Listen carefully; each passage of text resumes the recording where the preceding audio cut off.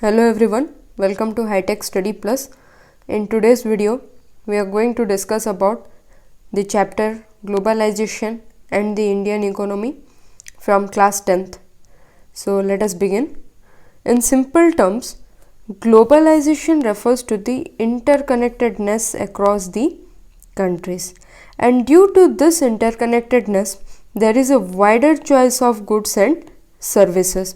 For example, if we go to a market to purchase a mobile phone, we'll get a variety of mobile phones within our reach.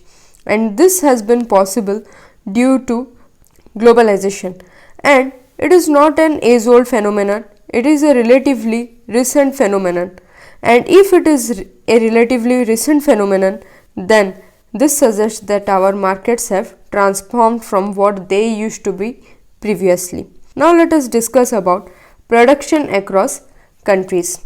Until the middle of the 20th century, production was largely organized within the countries, and during this period of time, colonies acted as a source of raw materials and foodstuff and as a market for the finished goods produced in the other countries. Now, even during that period of time, trade was going on and trade connected distant countries. Now let us discuss about MNC or the multinational company. Multinational companies are companies that own or control production in more than one nation.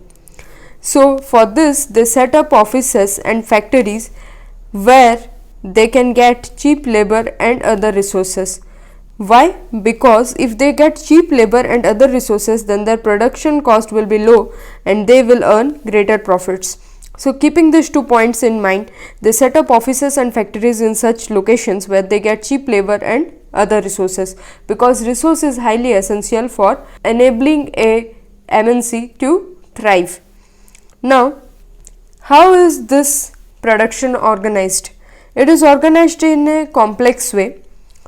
The products are designed in one country, the components are manufactured in another country. After manufacturing, the components are assembled in another country and finished products is also formed there. And to connect all this, the customer care through call centers is placed in another country. So due to all these things, the production is organized in complex ways. It is designed in one country, the products are manufactured in one country, assembled and finished product is formed in another country, and customer care is there in yet another country. So due to these all factors, we say that the production is organized in complex ways, and the goods and services, they are not produced in one country, they are rather produced globally. Now let us discuss about interlinking the production across countries. The multinational companies, they set up production in such regions where it is close to the markets, so that they can easily sell whatever they have produced. Plus, apart from this fact, they also keep in mind various other points. One among them is where they get skilled and unskilled labor available at low cost, so as to maximize their profit, and there is availability of other factors of production like resources, and they look for those reasons where the government policies look after their interests. The government policies are good for the company. Now, investment generally refers to the money spent to buy assets like land, building, etc. And in case of an MNC, the investment made by an MNC is known as foreign investment. And the MNC does invest with a hope to earn profit due to these assets. Now, how can they earn profit, or how do they control or manage the production? MNCs can set up production jointly with the local companies, jointly.